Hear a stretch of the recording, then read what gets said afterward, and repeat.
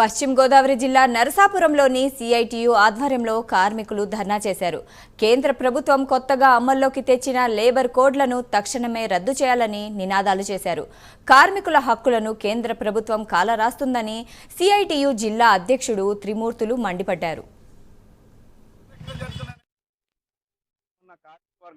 British government తో పోరాటం చేసి 1925, 30, 71 ఇట్లాంటి స్వతంత్ర భారతదేశ కాలంలో కూడా అనేక పోరాటాలు చేసి 40 రకాల కార్మిక చట్టాలను తీసుకొచ్చింది.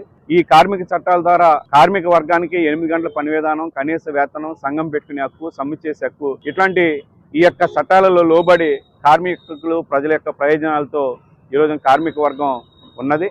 ఇట్లాంటి కార్మిక వర్గానికి ఉన్న హక్కులను కాలరాస్తూ మోడీ బీజేపీ గవర్నమెంట్ ఈ రోజున ఈ యొక్క 40 రకాల చట్టాలను మార్పు చేస్తూ 4 లేబర్ కోడ్లు తీసుకొచ్చింది.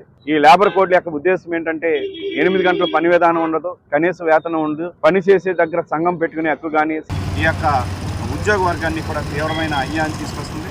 మరి ఈ కార్మిక వర్గానికి ఉద్యోగ వర్గానికి తీవ్రమైన అన్యాయం చేస్తున్న ఈ లేబర్ కోడ్లు రద్దు చేయాలని దేశవ్యాప్తంగా కార్మిక సంఘాల ఆధ్వర్యంలో ఈరోజు నిరసన కార్యక్రమం పిలిపించడంలో భాగంగా నరసాపురం